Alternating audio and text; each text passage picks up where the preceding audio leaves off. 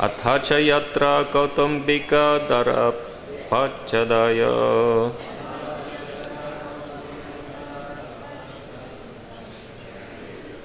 Namna karmana vrika srigala evanichato.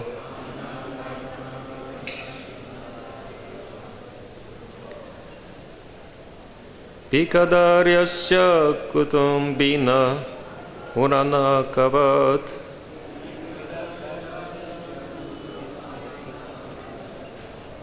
Pikadaryasya kutumbina urana kavat.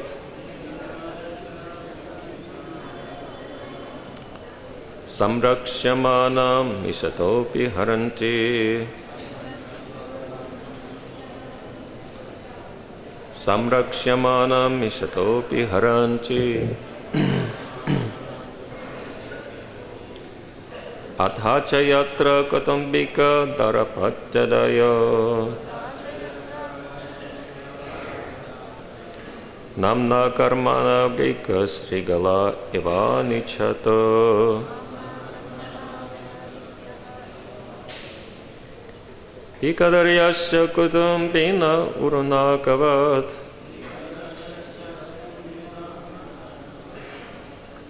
Samrakshamanam misatopi haranti. Anyone else, please?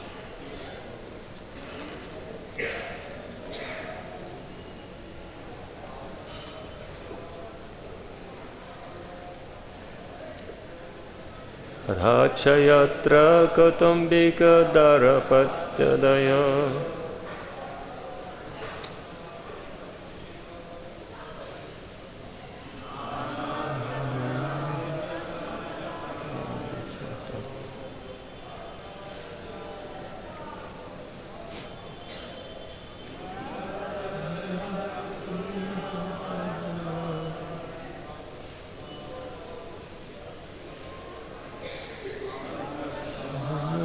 Sato viharanti.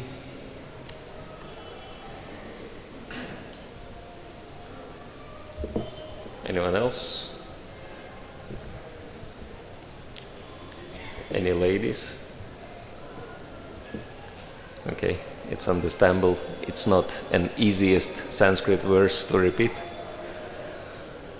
but nevertheless, it's an important part of our practices to chant Sanskrit verses of Srimad Bhagavatam and Bhagavad Gita as well as learn word for word. Sometimes we may wonder, why do we have to do it? But Sanskrit is called Deva Nagari, and the language, the divine language, and also Sanskrit. The word Sanskrit means completely perfect. So this is the language of the higher realms, and if we want to go to higher realms, then it's important to learn the language. In the same way as talking about material analogies, if you want to enter into Britain, you have to know English, otherwise they will not allow you to enter into the country, to stay in the country. So in the same way, if we want to live in the higher realms, it's important to know the language. Of course, the language of the topmost realm is Braja Bhasha, the language of Braj. But normally, this is the language not only, Sanskrit is not only the language of heavenly planets, but also the language of Vaikuntha, the language of the spiritual world. So, and by repeating Sanskrit, Srila Prabhupada says, even if we don't understand the meaning, it purifies us. So we do it for our purification. And we'll read the translation and purport of His Divine Grace Srila Prabhupada. Before we'll repeat the synonyms, please repeat. Atha, in this way. Cha, also. Yatra, in which. Kautumbika, the family members. Dara apatya, Adaya, beginning with the wife and children. Namna, by name only. Karmana, by their behavior. Brika, Srigala, tigers and jackals.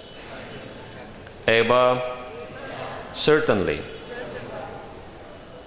Anichataha, or one who does not desire to spend his wealth.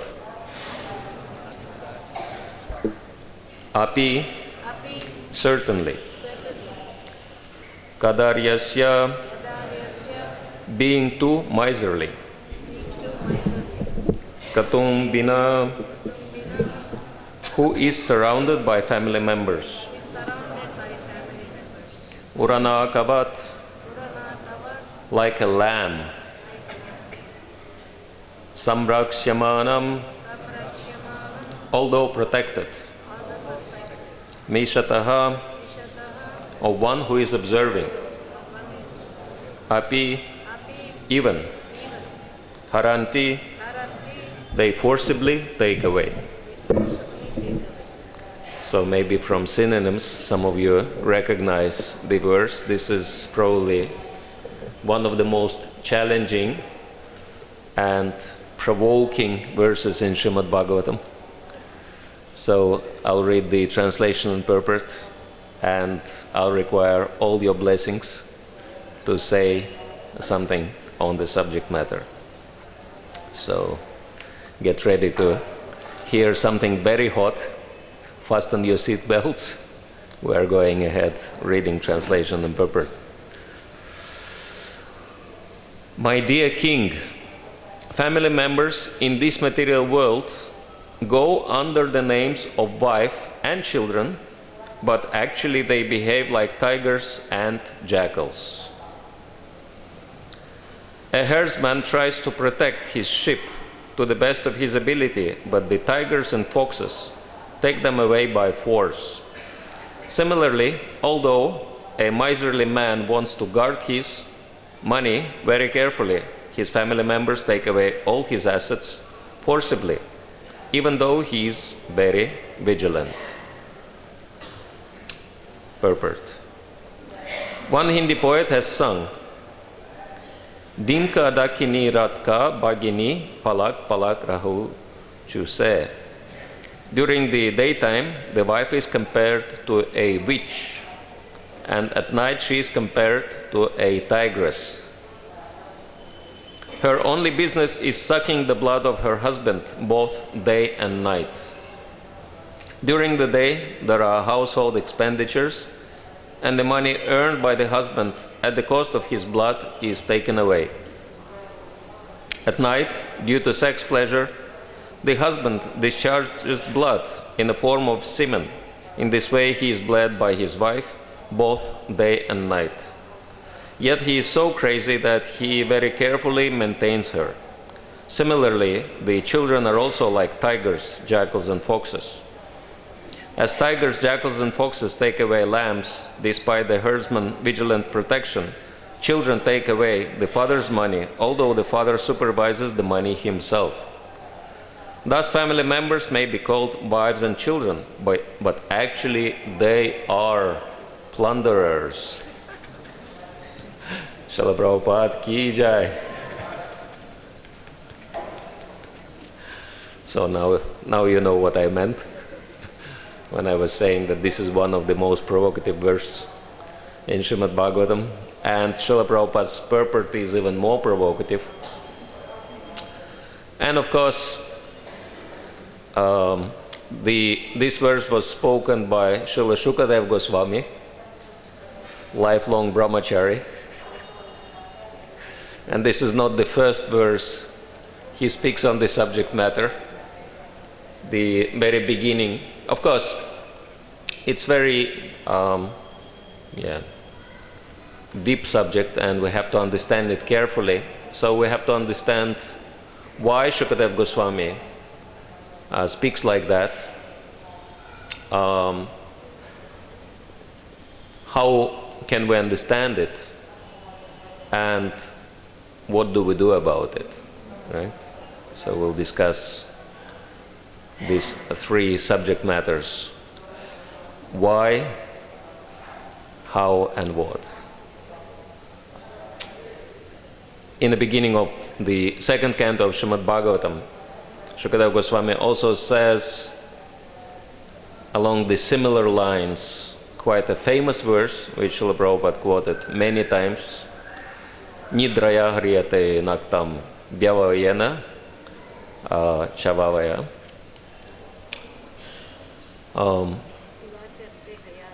Diva charte hayarajan kutumba baranenava.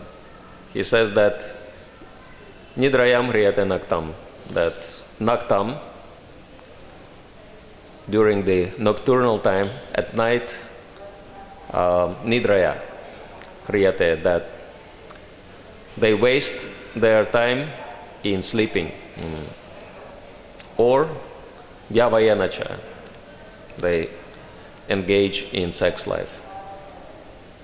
And diva charte hayarajan, that during the day, diva charta iha artha ihaya, that they earn their livelihood, they make money. And kutumba barananavan, in this way they maintain their families. So kutumba, this is also the word used in here, katumbika, the first line says, so the subject matter is family life. And Srila Prabhupada says very interesting thing in a purport. He says one Hindi poet sings like that, very heavy lines about the family life, about wife being the witch at night and tigress during the day. And we may wonder who that Hindu poet was. And Srila Prabhupada also reveals this secret in the other place. It was famous Tulsidas. That was his poetry. This is what Tulsidas said. And it's also mentioned that Tulsidas never had good family experience. So he had very bad experience with his family life. And he writes on the basis of his experience. Everyone writes, or speaks on the basis of personal experience.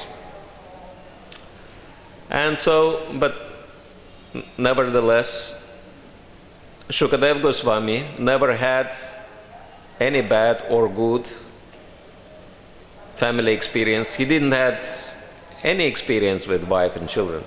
So we may wonder, why is he speaking in this way? So this is very important to understand, because there is a very important principle, and unfortunately this principle is not understood by most of the people. Why? Because most of the people think, vast majority of people think that there is a merit in just being married, right? That married life brings merit on its own. And I have to dedicate my life to my wife. But unfortunately, this conclusion is an illusion.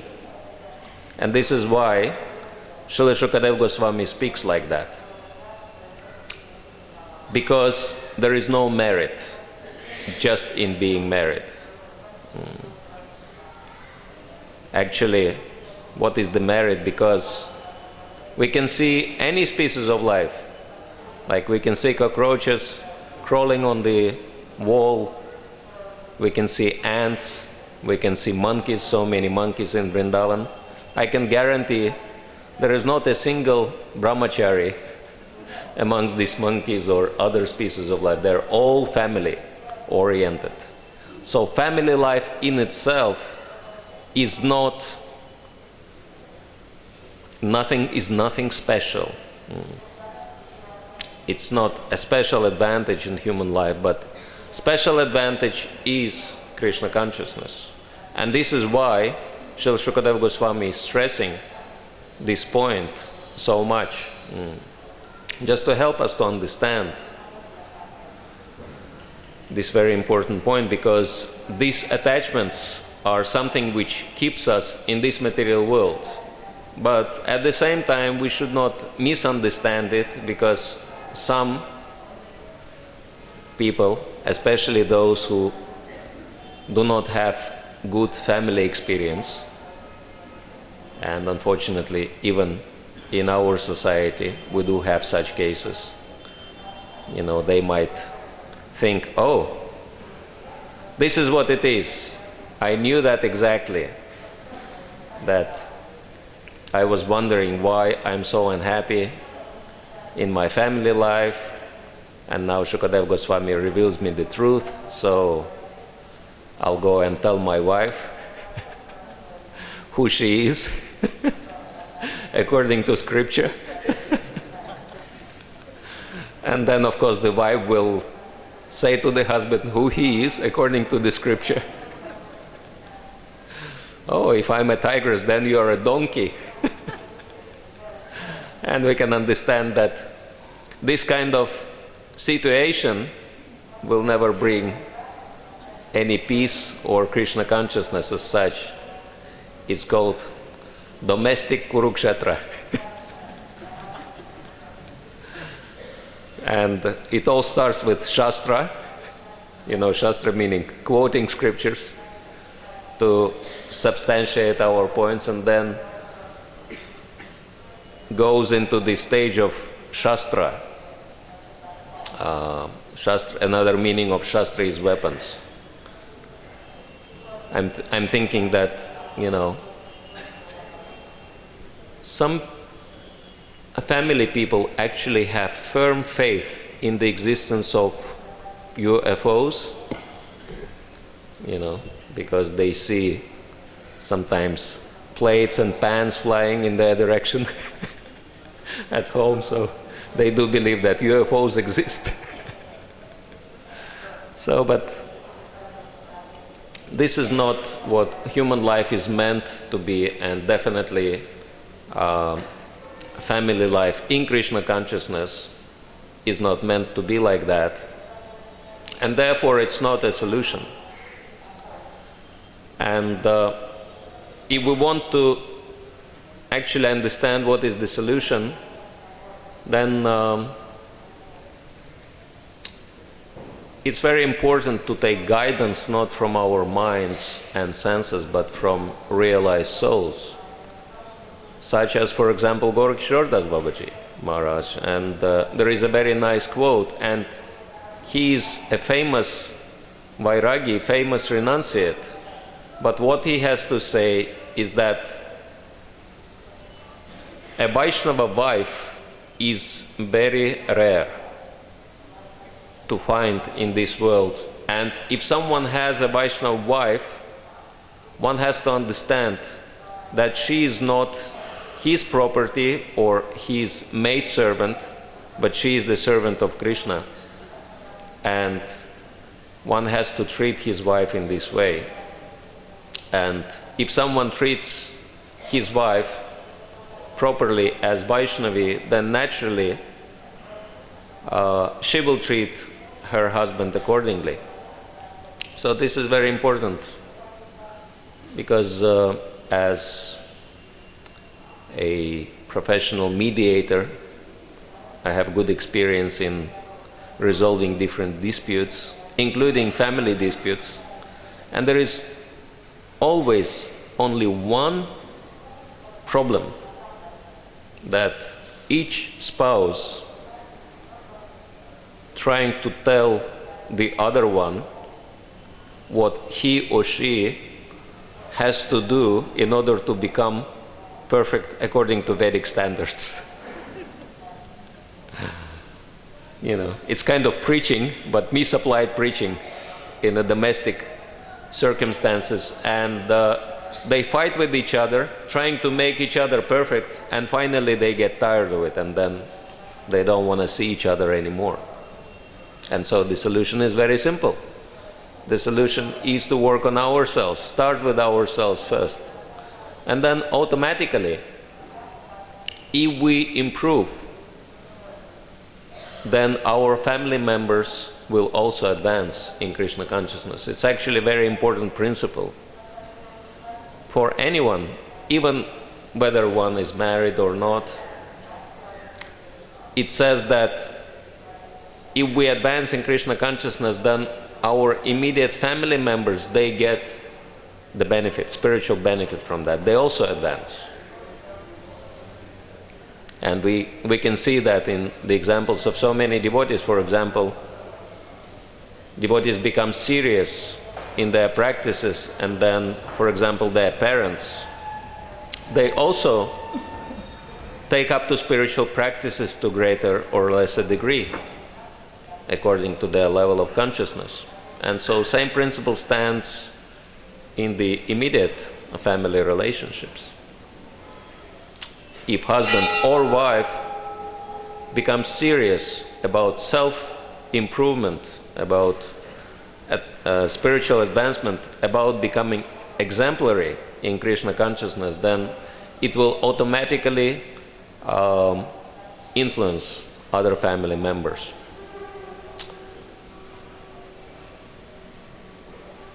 And what is Krishna consciousness? What is Bhakti Yoga?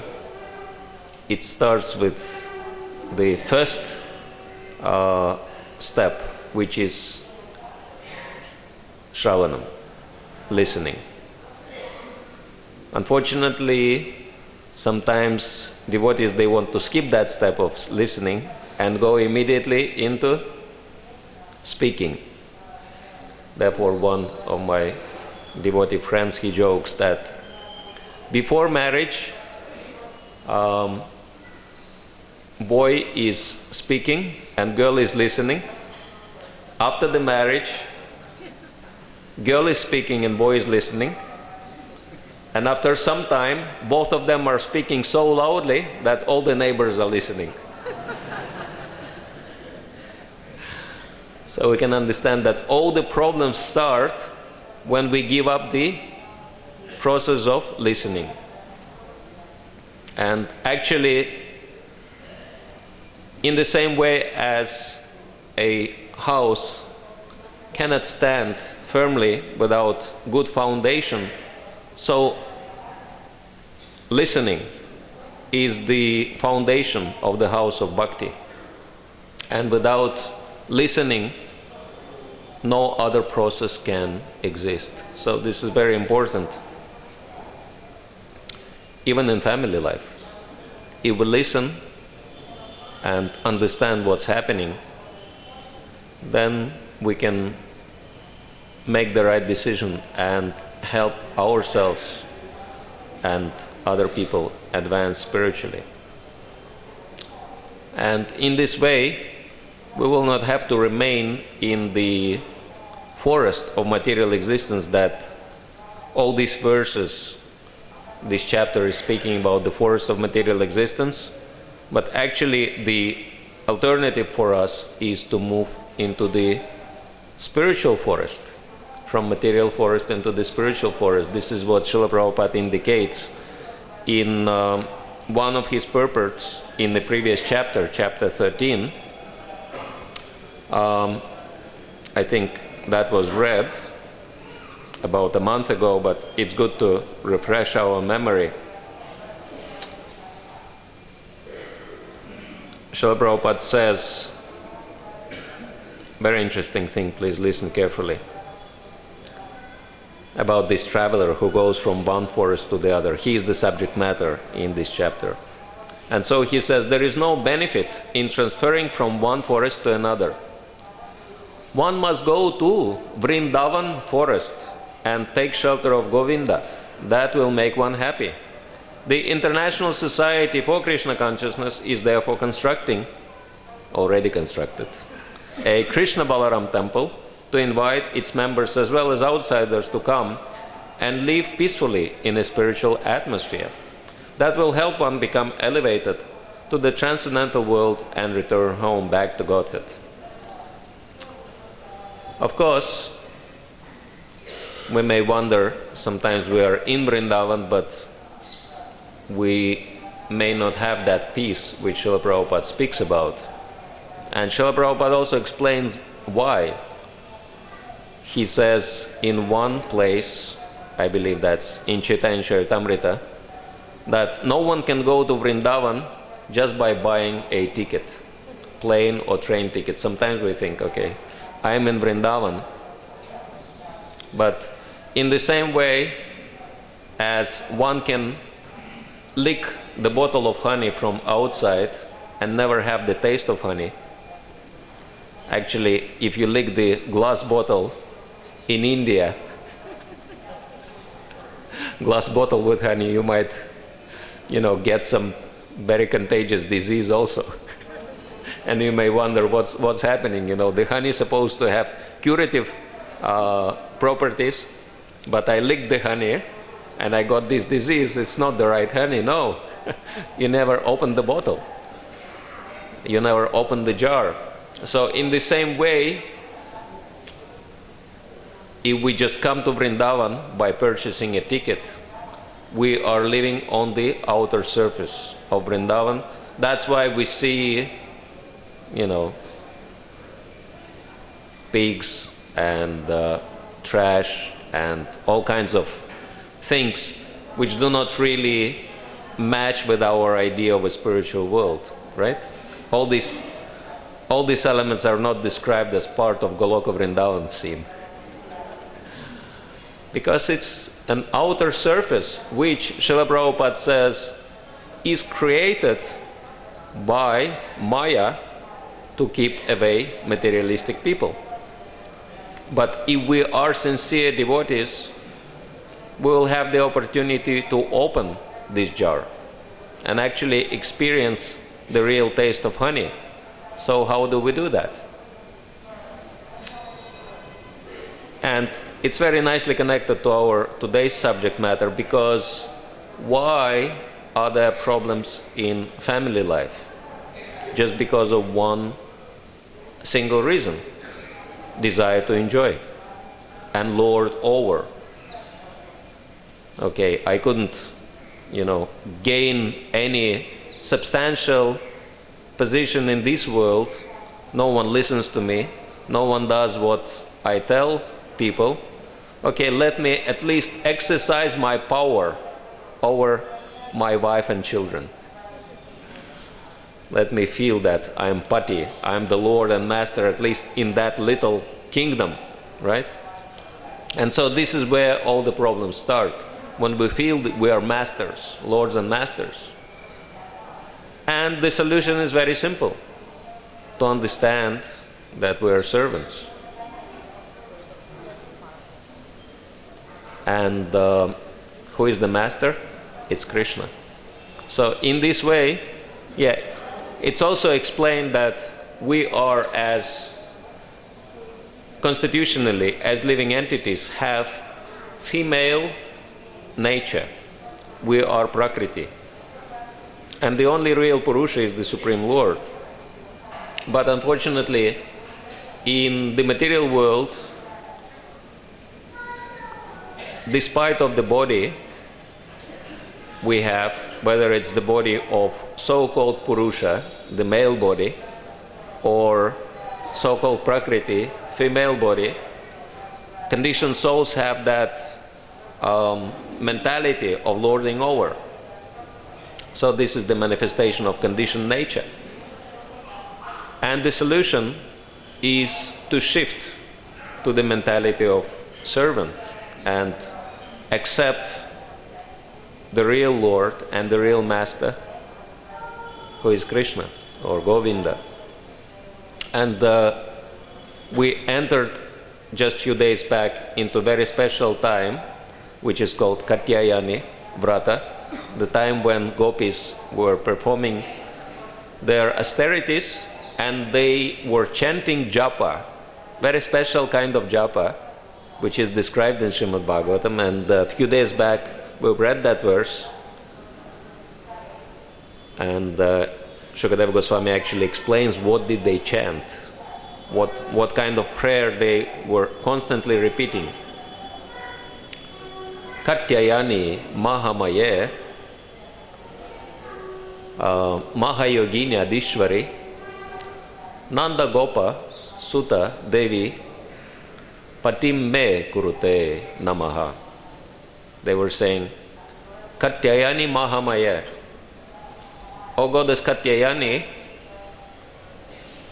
And the Acharyas are explaining that Katyayani does not refer to Mahamaya, even though gopis are saying themselves Mahamaya, that you are Mahamaya, but Vishwanath Chakravarti Thakur says Katyayani is actually Yogamaya.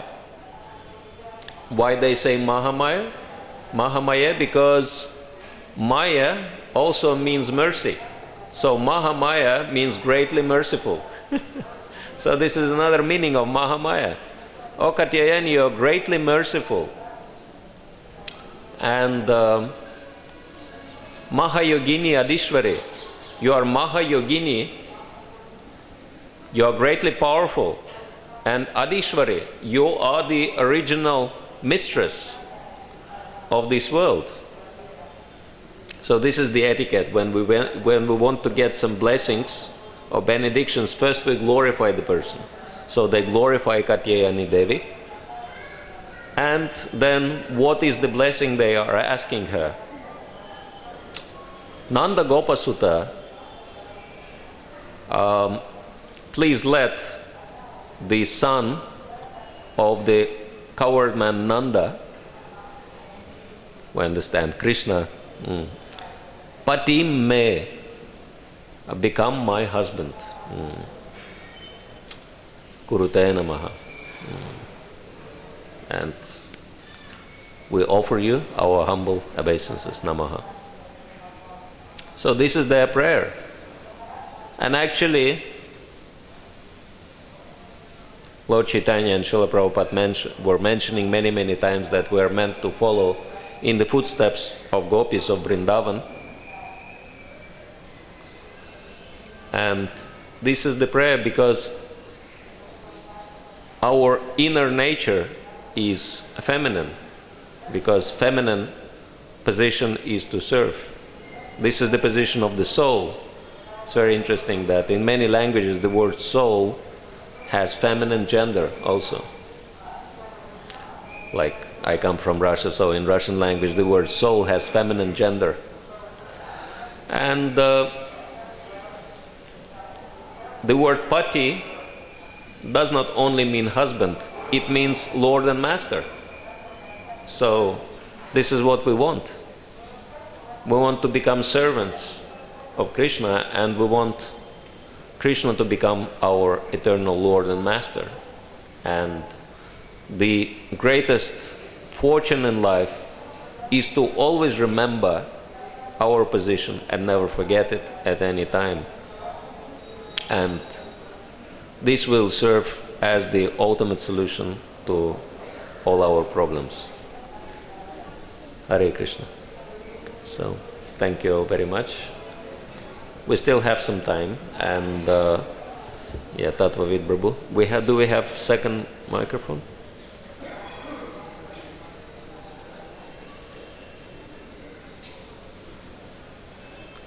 Thank you very much. I also wanted to thank all the senior Vaishnavas present, because their presence serves as a blessing. Thank you.